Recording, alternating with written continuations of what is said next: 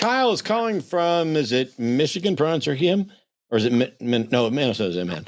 So it's in Michigan. That's Michigan. Kyle thinks there's room for God in the universe because he's the creator of it. How do we know any of that, Kyle? Well, I think our existence here is pretty evidence of God. Okay, and we don't. So when I ask a question like, how can we know this? Just asserting what you think is definitely not a way that we can know it, right?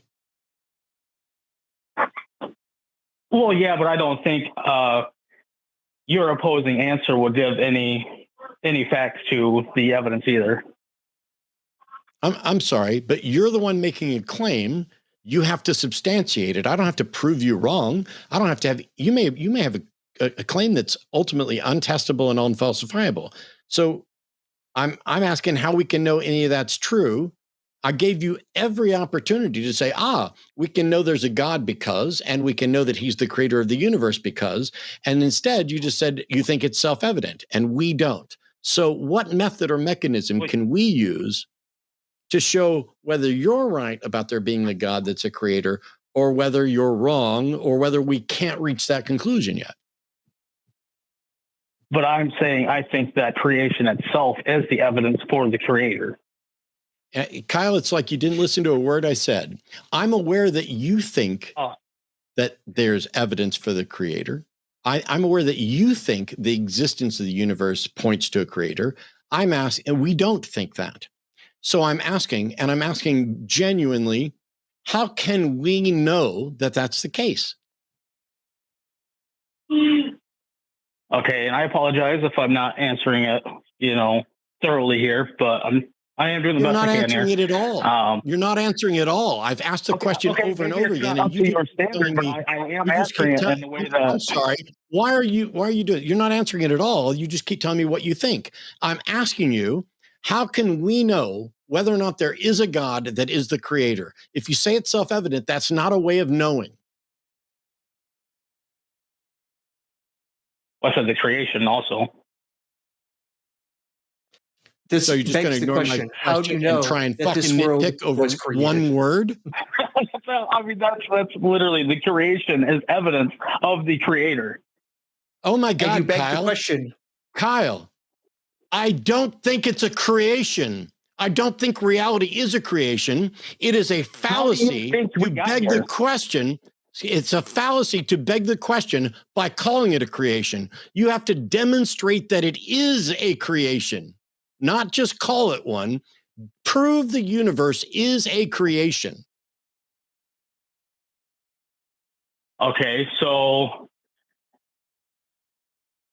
if you were to take male and female humans, you would have to have them exist to come into existence at the exact same time in order to have the reproduction. No, you don't. Oh, I guess I don't know. Is there an example? No, you're completely wrong. Kyle, right, I'm going to mute you, Kyle. I'm going to let Aaron explain this because you're completely wrong about that, and Forrest can explain it as well. Yeah. But my question was, prove that it's a creation. My question was how you prove that it's actually a creation, and you didn't go anywhere near that it's a creation. You went to sexual reproduction, which is billions of years beyond an origin of a universe and a product of billions of years. I'm trying to figure out how we know this is a creation. Kyle, are you suggesting that the existence of sex proves that we live in a created universe?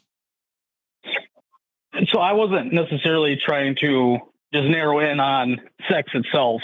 I'm just saying that Okay, I'm going to mute you again because this is exhausting, Kyle. I'm a failure. I apologize. I apologize to you, Kyle. I apologize to Aaron. And I apologize to everybody who's watching. Despite asking what I think are incredibly simple questions, you keep asserting that it's a creation.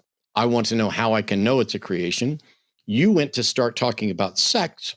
And then when I asked you, a very simple yes or no question, which was whether or not you're claiming that the existence of sex confirms that we live in a created universe. You avoided that question as well, a simple yes or no question. I don't know how else to do this, and so I'm going to let Aaron show me. So here we go. All right. I will try. Kyle, let me see if I was understanding where you might have been going with this, that it's just impossible or it's just so implausible that a male and female of the same species would pop up at the same time so that way they can reproduce. Is that what you were going for? Yes, and more specifically humans. All right. And obviously the argument would be the same for any other species. So now here's the thing. No biologist that I know of with half a brain thinks that species just pop out as an individual.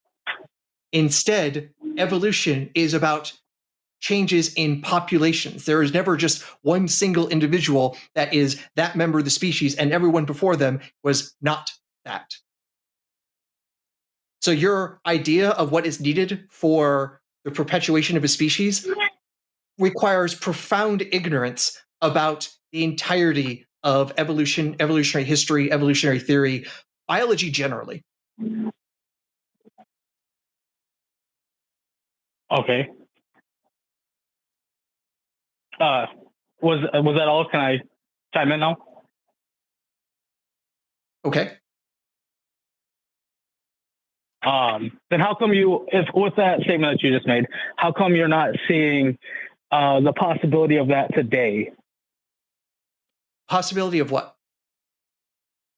Okay, so you're saying that if I understood you correctly, you were saying that if, creatures of somewhat of the same species, I guess, or not species, like if the two different species mate, they're going to kind of come up with something else. Is that what I was understanding? No, I don't think you were even listening at all, honestly. For one thing, the whole point of species is they can't interbreed. I mean, that's kind of like one of the major points of definition of what makes a species, like one species separate from another, is their inability to produce fertile offspring.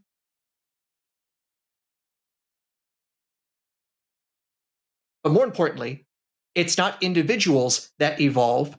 It is populations that evolve. There is no one member of the population that is just suddenly one day, oh, I am different from everyone else and I am a completely different species. Oh, I really wish I had a girlfriend, or I wish I had a boyfriend. That does not happen. No biologist thinks that happens. That's not how population genetics works. That's not how anything works.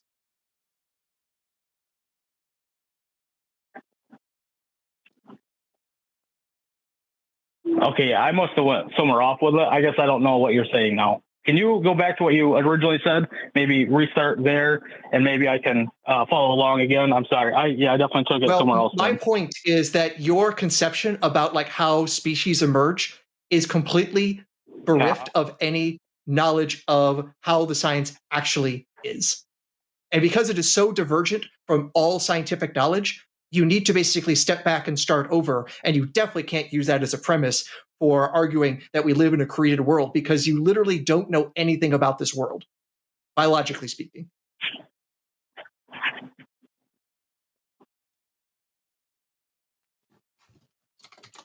And it is not good when the physicist has to come in and say your biology is bad. I guess I don't understand. How are you getting from the Big Bang to here? You have like a lot of species that, it takes two, a male and a female, but you're saying previous, you didn't need that. No, that's not what I said. And that's because you are continuing to go back to your previous conception of something that I keep pointing out is not just wrong. It is about as wrong as can be. It was never the case that there was ever like one male and one female of any species that was just popping out from nowhere. Always in evolution, it is populations of very similar creatures with maybe slight differences in some of their phenotypes. But here's the thing. I have relatively brown hair. Does that make me a different species of human because my hair is brown and other people are blonde? Probably not, right?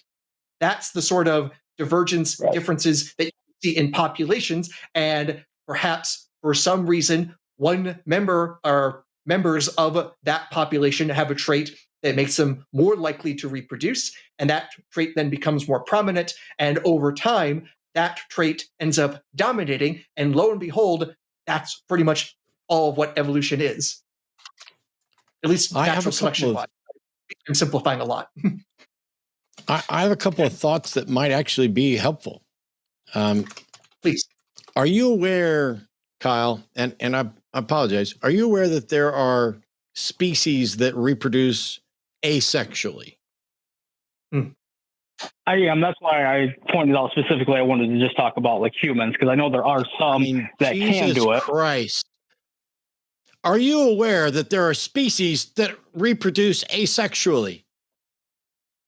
Dude, I just answered your question. I said yes. I am aware that is a possibility. No, you didn't, yes, Kyle. It's a yes or no question. I didn't say yes or no. I said yes, and I said yes. I am aware of that. Okay, I'm going to mute you, Kyle, because when I'm asking a question that's a yes or no question, I'm building to a point to try to teach your dumbass something because you don't understand biology and you don't understand how to have a conversation. Just say yes and let me move on to the next point. Because I'm building to something. I literally interrupted to say that I thought I might have something here. So I'm asking a clarifying question. Because you don't understand biology, are you aware that there are species that reproduce asexually? You can say yes. Right? Yep. Cool. There are species, even sexual species, that also reproduce parthenogenically. There are lizards that are entirely filled with lesbians, etc. The issue here is what evolved first. After we get to a point where there's life, what evolved first? Asexual reproduction or sexual reproduction? And the current best models suggest that asexual reproduction existed first because it's simplest, but it has deficiencies. If you reproduce asexually, you transmit the entirety of your genome onto your offspring. And that makes them both protected from some things and susceptible to some things. It's possible for a species to be capable of reproducing asexually and reproducing sexually. And because of this, the general model is that sexual reproduction evolved across life forms from asexual beginnings. So it wasn't that there was a human that existed looking for a mate because it's sexually reproducing. Humans are sexually reproducing species that are descendants of other sexually reproducing species. And when you go back far enough, you find that what happens is there's life, there's asexual reproduction, and then there's a branching where my right hand goes off for asexual reproduction species. My left hand goes off to species that reproduce sexually, and they carry with them, in some instances, the ability to reproduce asexually. So they get both reproductive strategies. Sexual reproduction blends genes to make, because if there's something that would wipe out a species and you're reproducing asexually, it's going to wipe out the entire species because there's no variation. So sexual reproduction adds some risks and adds some benefits.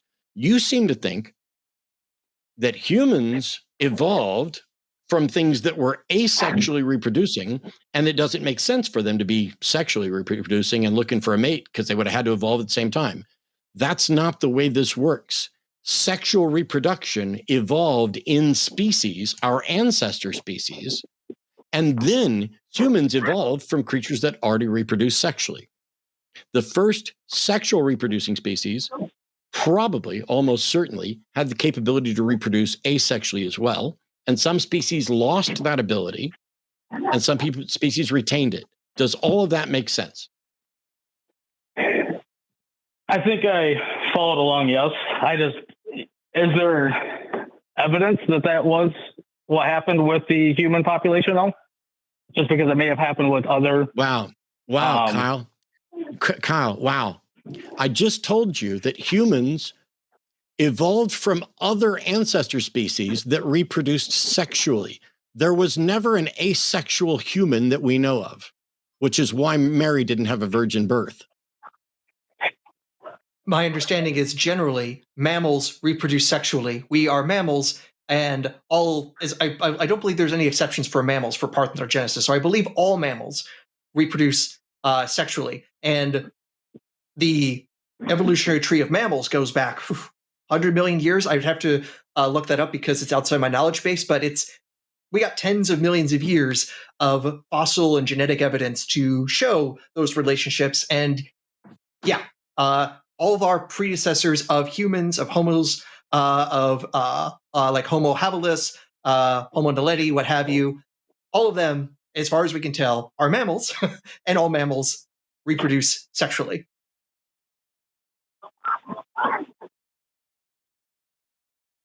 Can you repeat that last part one more time? It's my understanding that all mammals reproduce sexually. Sexually. Mammals reproduce sexually.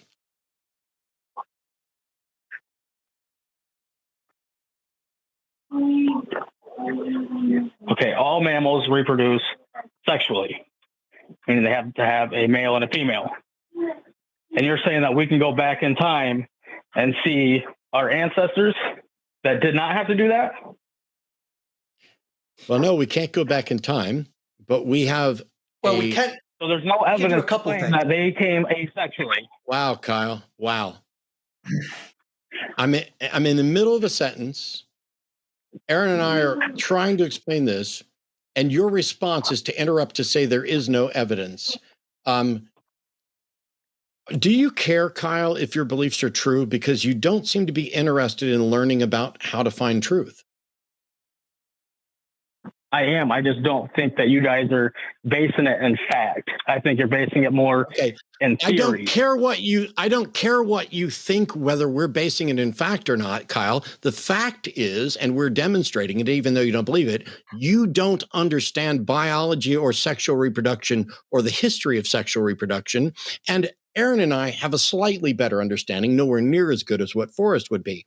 I'm not doing this for your benefit anymore, Kyle, because I think your mind is completely closed.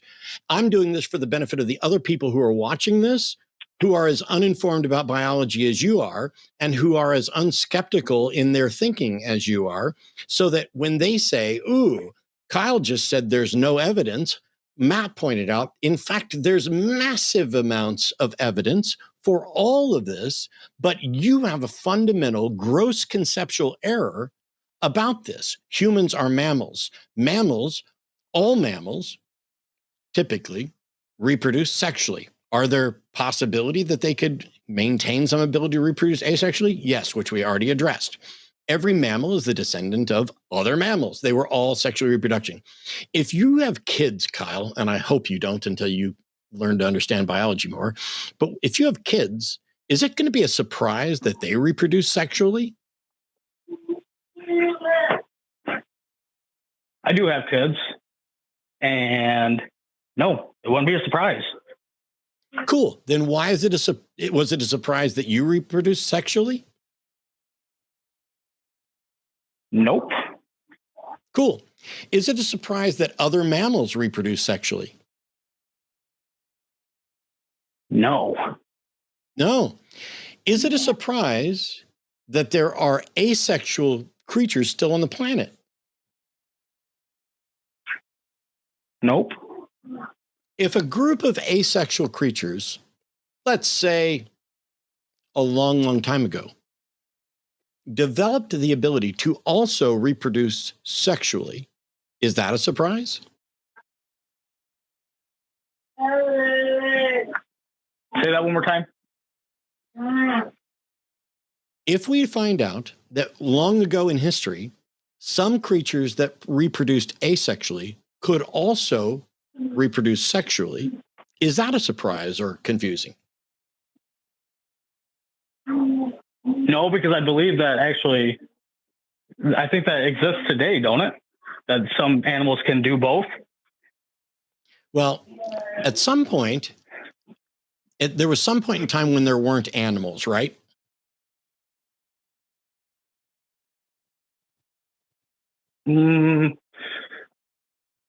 Yeah. Okay. So at some point in time, there weren't animals, and then animals began to exist at some point. Now, I'm going to suspect, I bet that you don't accept an evolutionary model that is billions of years old, beginning with simple creatures and self-replicating DNA that built to us. Do you reject that model? I don't know exactly where I stand. There's a few people that I follow that do kind of believe in evolution, but I'm not 100% convinced on it. Well, so I at the moment, I say no. Do you have it some way to disprove the model? In my head, yes. Okay. How? How can you disprove evolution? And why is it, if you're capable of disproving evolution, you still haven't? Like I'm saying, I'm not 100% convinced that it's true. I didn't ask anything at all about 100% convinced. Oh my goodness! I asked. Wow, you yell at everybody for interrupting you, and then you interrupt me. Okay, I'm going to mute you because we're going to teach you a really good lesson here, Kyle. First of all, my fucking show. Second of all, I'm calling you out for not answering the question. You can think I'm rude for doing that all day long, but I'm going to call your ass out for not answering the question. And when you whine about being called out for engaging dishonestly, you're the one who's a problem and looks like a problem. So I'm going to ask you again. You said that you think you can disprove evolution, but you haven't. And I'm asking, why haven't you? Okay, so when you mute and unmute people, I don't know if you're aware of this. Okay, I'm going to mute you again because I don't need you to describe to me or explain to me how our phone system works. Yes, I'm aware there's a beep and other stuff, but I'm repeating things you've already heard. I know how the fucking system works. Do you know how to have a conversation? Why don't you prove to me that you know how to have a conversation by answering the question that I've now asked you twice? What's the answer to the question I've now asked you twice? And one, I need you to repeat it. And two, it cuts out what you're saying. No, sir. I'm not going to actually, I will repeat the question because you were clearly focused on how wronged you were. So here's the question for the last time.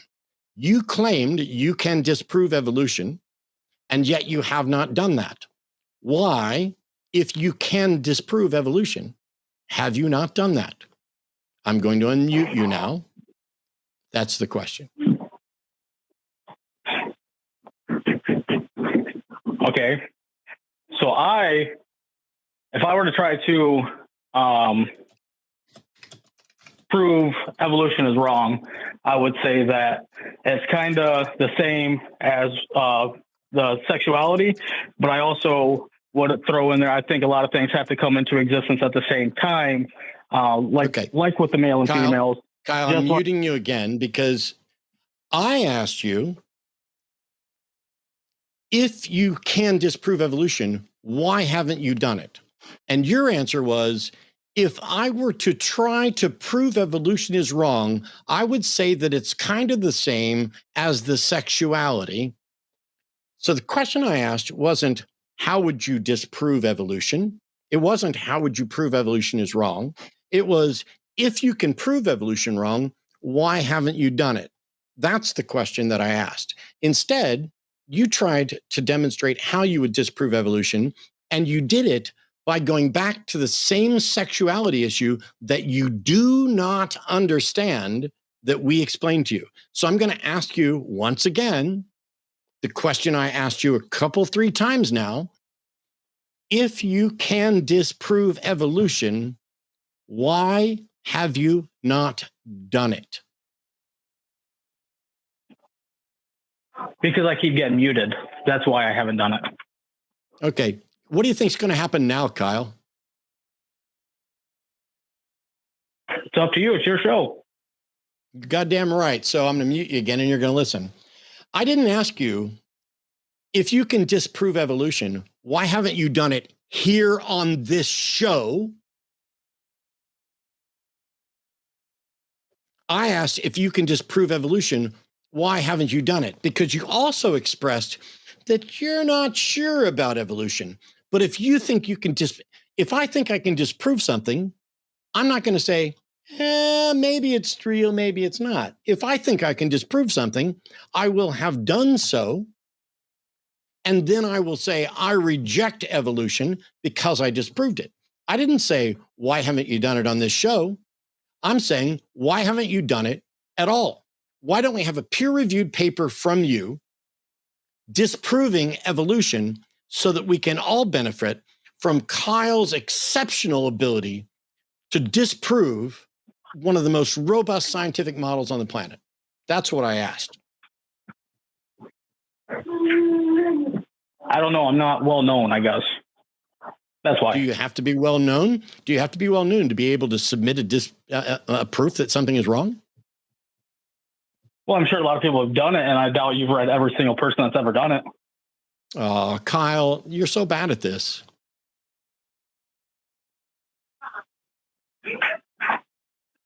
You just came back with, you doubt I've read every single thing. Correct. You know what? I haven't read every single thing. Have you read anything? Yes. About science? Yeah, of course. About biology and evolution? Especially, what have you read about the evolution of sexual reproduction? There you go. I don't know any titles at the moment. I can't. And that means you haven't done jack or shit. You've done nothing, and you expect to have undone the entire world. That is delusional, Kyle. And you don't have to be famous to try to get a paper published. You don't have to be involved. You could go on YouTube and watch videos for a day on the scientific models and debates surrounding the evolution of sexual reproduction. But you haven't even done that because you have a fundamental misunderstanding that both of us corrected that you went immediately back to when you started to disprove evolution, something that you can't do, not because you're not well known, but because you don't understand the subject. And that's fine, Kyle. I swear, this is not disparaging of you to say you don't understand the subject. Fuck tons of people do not understand this. And science isn't even necessarily in a position where they have resolved all of the issues or even the overwhelming majority of issues related to sexual reproduction.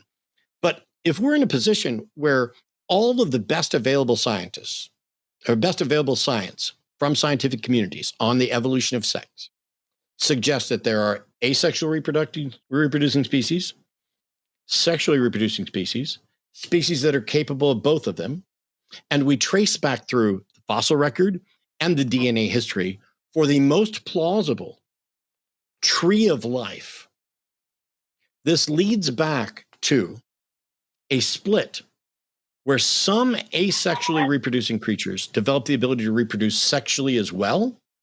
And by the way, when I say sexually and asexually reproducing creatures, we're not talking about mammals or lizards. We're talking about teeny tiny things. Okay? Stuff you would not even be able to see.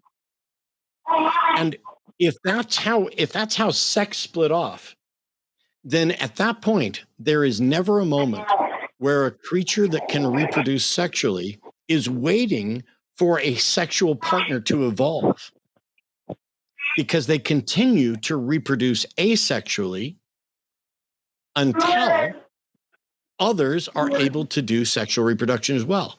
And then once sexual reproduction starts, the offspring then have the chance to reproduce sexually or possibly asexually in different situations. Once there are sexually reproducing creatures, they reproduce, and that genetic diversity, that difference in combining genes is what leads to the broad diversity of life on the planet. It's how you go. It's why we are great apes. I am a monkey. I am a great ape. I am genetically related to all of those, and the fusing of chromosome 2 virtually confirms it. And yet you're sitting here saying you think you can disprove evolution because whatever human first evolved would have needed to have another human evolve right next to them with different genetics so that they could bang. And that is a fundamental misunderstanding of both the history of life and how sexual reproduction evolved based on, it's a fundamental misunderstanding about the best science on that. And that's not your fault, but you're in this position where you don't know enough.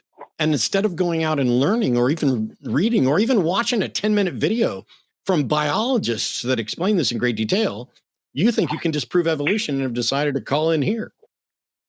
Why? Because I think a lot of them people are just full of shit. Cool. And yet you don't even know what they say. Yeah, you don't know what they say, and do you have evidence that they're full of shit? They're full of shit. Yeah, they think that we came from monkeys. No, there's no they think evidence that we came from monkeys. I just told you, Kyle. I just told you, Kyle. I am a monkey, and the fusing of chromosome 2 confirms it. So you should be able to reproduce with another monkey. You should be able to reproduce with another monkey. No. Yes. Yes. Well, that's not how this works. You should be able to. Yes. Yes, Kyle, would you let me finish? Yes, I can reproduce with another monkey. I can't personally because my sperm aren't any good. But if I got together with another member of the human species and our zygote, we built a zygote, that would be me reproducing with another monkey. It doesn't mean that I can reproduce with other current monkeys. It means I am the direct descendant of a shared ancestor, just like I'm the direct descendant of a shared ancestor, potentially in fish or in self-replicating, small, I'm not going to get the name right. But anyway, yes, every time a human reproduces with a human, they are also reproducing with a monkey because you cannot evolve out of a clade. You don't even know what a clade is, do you? No, I don't. Yeah. So you don't know what a clade is, but you think all of these people who do know what a clade is and can describe it and build models of evolution, you think they're full of shit because they think we're monkeys. Why do you object to the claim that we're monkeys? Do you have some evidence that we're not? Yeah. Okay. So, you said that you can reproduce with another monkey as long as it's a human monkey. But how come you can take like a German Shepherd and it can mate with a Chihuahua? Completely different. Well, it's a little difficult, but they are still because they are still the same species at the same point. They have common descendants, but there are descendants that can. So here's a wolf, and a wolf starts crossbreeding out. You end up eventually with Chihuahuas and Great Danes. At some point, while they are all dogs as a kind, there will be a speciation event that causes us to change the species identification for canines. That hasn't happened yet. There are other species where that speciation event has occurred and breeding is no longer, it's not a 100% rule. It is a generalized rule that one categorization of species delineation is about whether or not they can breed. That's an oversimplification because there are exceptions to it. And this is where Forrest would be really, really good. Is Forrest on tonight, honey?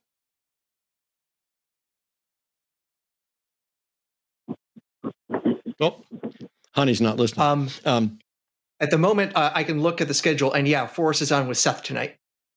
Awesome. So Kyle, since you think the scientists who know this stuff are full of shit, you could call tonight when Forrest is on. He's on, the show starts at 7 o'clock, so in 3 hours and 8 minutes or so. Forrest is a zoologist and would be able to explain much better than either of us would how amazingly arrogant it is to presume that you who know nothing can detect the scientists who are full of shit. And then he can also explain how they're not full of shit and what they know. Well, I mean, I guess me and you were in the same boat. You said you couldn't explain it. Couldn't explain what? You said that you would need somebody else to step in for you and explain what we're talking about. No, I said that Forrest would be able to explain it better. Trust me, you and I are not in the same boat. My understanding of biology dwarfs yours, and yet Forrest's understanding of biology dwarfs mine. We can test that right now, Kyle. I remember that a couple of times now, Matt mentioned fusion of chromosome 2. Matt knows what he's talking about there. Kyle, do you know what he's referring to? You can elaborate on it if you like. So that's a no. His question is, do you know what it's about? I don't know what it is. No, I'm saying if he would like to elaborate on it, it's fine. Well, Kyle, this proves my point. He clearly knows more about the biology here and the facts of evolution than you do, because the fusion of chromosome 2 is one of those test cases. Theories of evolution. Did you just say evolution on a theory? I don't even understand. Oh, I'm sorry, Kyle. You so said confused. No, I'm sorry, Kyle. Listen. Fact. There's a theory of evolution that explains the facts of evolution. Evolution is a fact and a collection of facts. The theory of evolution by means of natural selection is a model that describes why those facts are true. So you don't understand the difference between a fact and a theory. You don't understand what chromosome 2's fusing is. I'll bet you don't know what telomeres and centromeres are, because that's critical to understanding chromosome 2. And it is a Christian who took the stand in the Kitzmiller v. Dover trial, which I also bet you don't have the slightest clue what it is, to testify about chromosome 2's fusing and how this is, in fact, as close as absolute confirmation as we have right now to our shared common ancestry with the other great apes. And you don't know any of that. So you and I are not in the same boat. I'm trying to help you, and I'm even pointing you to somebody who knows so much more than I do and could explain it all so much better. And your response to that, instead of saying, thanks, I'd like to learn, is to go, well, you and I are in the same boat if you've got to call in somebody else to explain it to me. No, we're not in the same boat, Kyle.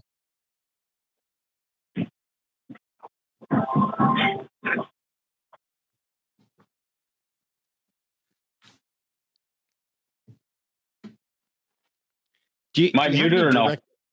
No, you haven't been muted for a long time. Do you have any direct evidence of a creator? Other than you don't like evolution and don't believe it and you think scientists are full of shit, do you have any direct evidence for a creator? Well, considering you're not going to take creation as evidence, the next best thing I could possibly come up with. It's not evidence at all. Kyle? So I'm going to mute you and listen close, Kyle, because I really want this to end well. We're on a good run. I want that to end well, genuinely. I don't think you realize how exhausting this is. When I say, do you have any direct evidence of a God? When you start with something like, well, you won't accept creation, first of all, you're a liar. I will accept creation as evidence for God as soon as you can demonstrate that what you're calling creation is a creation. See, you don't get to call reality a creation. That's a conclusion. Reality, we exist and we seem to share it. And reality is either a creation of an intelligent mind or it is not. One of those two has to be true. If you call it a creation, you're engaged in circular reasoning, because the very thing we're trying to demonstrate is whether or not reality is created. So when you call it creation, you are assuming a creator. But you look at reality and you see a creation and you use that as an excuse for the creator, which is a fallacious circular argument. Aaron and I look at reality and we do not see a creation, but we are both, sorry for speaking for you, Aaron, but I'm pretty confident this is true. We are both willing to accept that it is created just as soon as someone demonstrates an evidence-based argument that concludes with the universe is a creation. And once that's done, I will accept creation as evidence for a creator. So instead of saying what I won't accept, which is, by the way, another fallacy, poisoning the well, why don't you tell us, answer the question, do you have direct evidence for a God, and can you present it? That's irrelevant as to whether or not I accept creation, but I would. So you asked if I have direct evidence for a God? Yes. That was your... Okay, prophecy. Okay. Prophecy in the Bible. Let's assume for a second that there's a claim in the Bible that in fact came true, that it is a prediction and that it is pretty specific and it came true. I reject the claim that that has ever happened, but let's assume that it happened. Let's assume that there's something in the Bible that is pretty specific and it came true. How does that demonstrate that the universe was created? Because the person that they got the prophecy from told us that he created it. How do you show that the Bible, that the statement in the Bible that is true came from someone who claims to be the creator of the universe? Because over and over and over and over again, they were correct about their assertion. So why are correct about what they were saying? So why would I continue to show you over and over and over again? That's right. Why would I not believe them when they said they did this? Stop, Kyle. Stop, Kyle, and listen. The Bible makes a claim about that. We'll just call it a prediction. Prediction A. It comes true. How do you know that prediction A came from someone who claims to be the creator of the universe?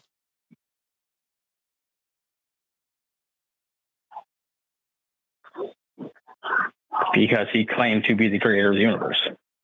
No, Kyle, I'm desperately, don't jump the gun. Don't say anything. The Bible has a claim. The Bible claims bats aren't birds, or bats are birds. Is that claim true?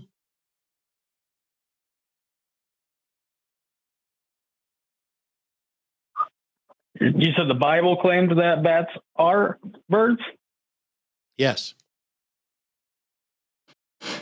I don't remember reading that part. I don't know. Kyle, it doesn't fucking surprise me that you don't remember reading that part. You don't know anything about science.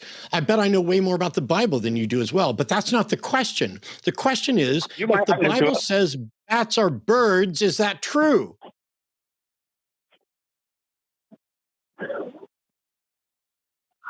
Never mind. I no longer care what Kyle thinks. This is so frustrating, Kyle, because you're saying that you can prove that the universe is created because of biblical prophecy, but you're fucking wrong. It is fallacious. Even if I have a book that has 5 great predictions that all came true, that does not in any way tell you how it came to be that those predictions came true. It doesn't tell you that they came from the creator of the universe. You don't know where they came from. You don't have any way to demonstrate that they came from. And you don't have any way to demonstrate that the author knew those things were going to come from or received that information from anybody who knew where that was coming from.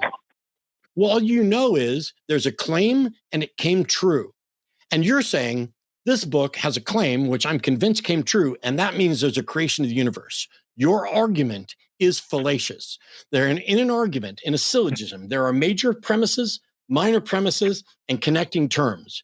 You cannot produce, literally, it is impossible to produce a valid syllogism that begins with the premise, the Bible correctly predicted X, and concludes, therefore, the universe is created. That is not possible, because in a syllogism, the major and minor terms exist in the conclusion, and they both must exist in the premise. And so if your first premise is the Bible predicted X correctly, the words universe and God do not appear in that premise, which means the words universe and God cannot be in the conclusion. And so if you want to show that the universe is created, your premises must contain the terms universe and created. Does that make sense?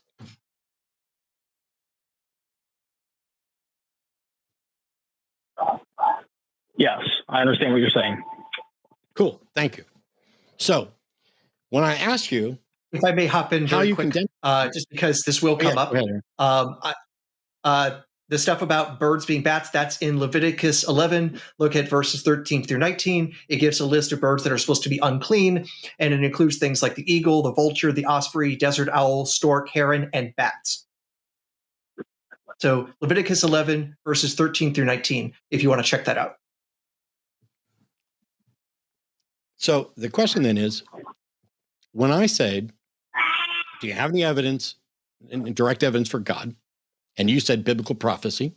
And I asked that God is a creator. And I asked, how does biblical prophecy demonstrate that the universe was created? Would you agree now that there is no way that biblical prophecy, even if it was correct, could confirm that the universe is created? Do you understand that now? I understand what you're saying. I don't agree with it, though. You just agreed with it. You just agreed that it's fallacious. No, I said I understand what you're saying. I literally said I understand what you're saying. I never once said I agree with it. Stop. You fucking agreed that it would be fallacious. You understood that in order for a conclusion, let me try this one more time. In a logical syllogism, the terms in the conclusion must be present in the premises, correct? When I went outside to get mail, the store. Kyle, that's a question. Oh, no. Okay. I didn't hear it because I cut off with a beep. I need to remember next time to bring my key. Oh, it's okay. Kyle. Sorry, when I was seeing that phone, I was like, this has to be a fake number. It's like, Janice is already home. Why would she be telling me she's locked out? Kyle, sorry. Why do I hear background noise? That was coming from Aaron's end. I muted it. Oh, I'm sorry. Kyle, my apologies. When you have a syllogism, the terms in the conclusion must be included in the premises. Are we in agreement on that? No. Then you need to go take a course in logic, because that is literally the very beginning of logical syllogism 101. It is about validity and soundness, which means you do not have an understanding of valid logical processes. If you cannot agree that the terms in a syllogism, in a syllogism's conclusion, in order for it to be valid, must exist in the premises, then you do not understand logic and need to go study that, because we can have no conversation if we do not at least agree on the rules of logic.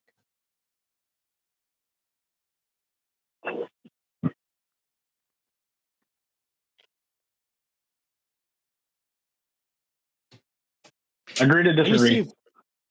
Well, no, fuck you, Kyle. Agree to disagree. You can say that all day long. I'm fucking right, and you are fucking ignorant and proud of it. Here, let's try this. Would you agree that a syllogism that is invalid, the conclusion of that syllogism, the truth of that conclusion, is not confirmable in an invalid syllogism? Would you agree with that?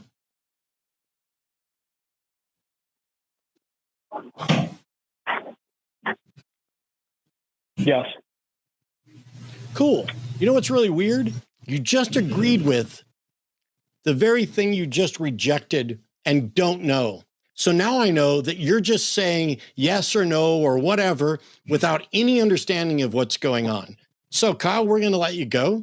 If you want to actually learn and get some truth, you should go and study logical syllogisms so that you can understand what major and minor premises are and how they must exist in the premises in order for there to be a valid structure for it to appear in the conclusion.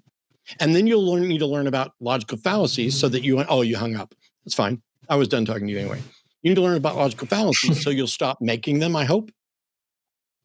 And then you should study biology, because you're sitting here with a pretended understanding of logic while demonstrating repeatedly that you do not understand the basics of logic, is similar to the way that you are demonstrating that you have virtually no understanding of biology while pronouncing scientists as full of shit. You are so divorced from a rational understanding of reality that no one should listen to a word you say about anything. And I hope your kids are going to a public school and not being homeschooled, because you would be, at this point, a miserable failure as a homeschooler. But, Kyle, I don't think that's a permanent situation. I think with some effort, you could be great at homeschooling. You could be great at understanding logic and science.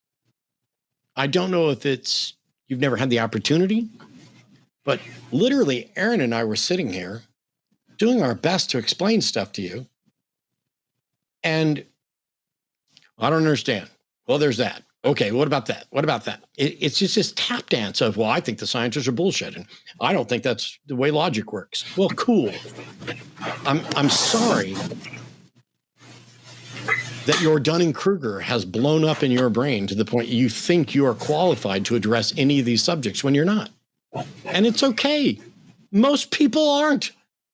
Most people don't understand biology. Most people, even fewer people understand logical syllogisms. I would bet, I don't have data on that, but I would bet that there are fewer people who really dig in and understand logical syllogisms over those who understand the basics of biological sexual reproduction. Thanks for watching that clip. Hey, we're trying to do some data research about whether or not our callers successfully proved that God existed. If they didn't, don't forget to like and subscribe. That's how we know they failed. But if you don't like and subscribe, you're saying that they succeeded. So you're saying that by liking and subscribing, you will be affirming that you are an atheist. Hey, what else should they do? I don't know. Maybe go to patreon.com/calltheline and donate some of their hard-earned money. Like and subscribe.